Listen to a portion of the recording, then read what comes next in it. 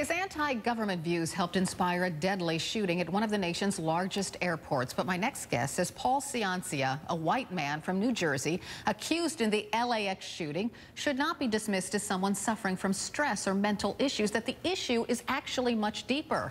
Arsalan Iftikhar is the founder of the MuslimGuide.com and senior editor for Islamic Monthly. And his latest piece for the publication is titled, "The LAX Airport Shooter is a Terrorist." He writes in part, quote, "These same right-wingers who always call for the racial profiling of Arabs and Muslims after every terrorist attack will now be silenced, since they would now have to call for the racial profiling of every 20-something white dude from New Jersey. This would pretty much mean that the entire cast of the Jersey Shore would now be under NSA surveillance," end quote.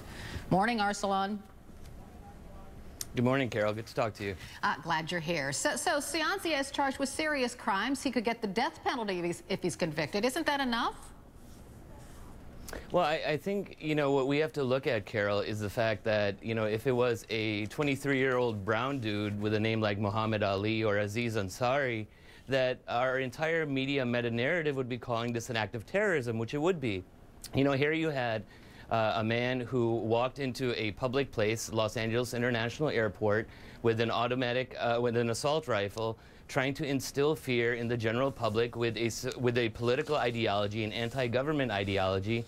And all that I'm saying is that if it was a brown dude with an anti-government ideology, our entire American society would be calling it an act of terrorism, which it is. And I think that Paul Anthony Ciancia should be called a terrorist. Well, we were interested in how the FBI defines domestic terrorism, and so we looked it up. And this is how it defines domestic terrorism. 1, it involves acts dangerous to human life that violate federal or state law. 2, appear intended to, among other things, intimidate or coerce a civilian population. And 3, occur primarily within the territorial jurisdiction of the United States. And all of these things certainly seem to fit what Paul Ciancia is accused of, right? But isn't there a difference between someone having mental illness and using something as an excuse, as opposed to someone who, goes to another country and is trained by terrorists overseas and then comes back into the United States to commit an act of terrorism? Well, no, Carol. I think it's important to keep in mind that, FBI and law enforcement officials said that he carried a one-page manifesto with him, which basically was an anti-government diatribe, especially against the TSA, the Transportation Security Administration, that had disparaging comments about former DHS Secretary Janet Napolitano.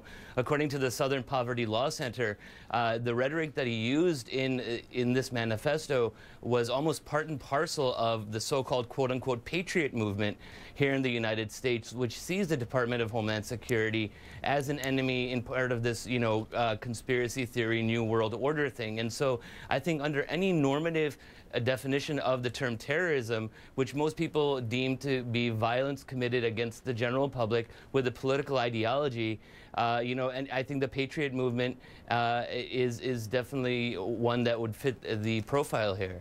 Well, help us understand, in a wider perspective, how not naming Paul Ciancia a terrorist affects the Muslim community. Well, I think it not only affects the Muslim community here in the United States, I think it affects all minorities. I think what we've done here in America, sadly, is co-opted the term terrorism to only apply to black and brown people here in the United States.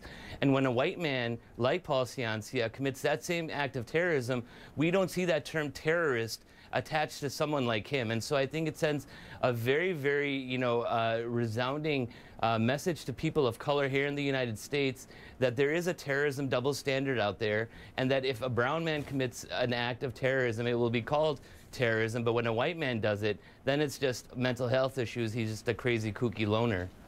Arsalan Iftikhar, senior editor of Islamic Monthly, thanks so much for joining me this morning.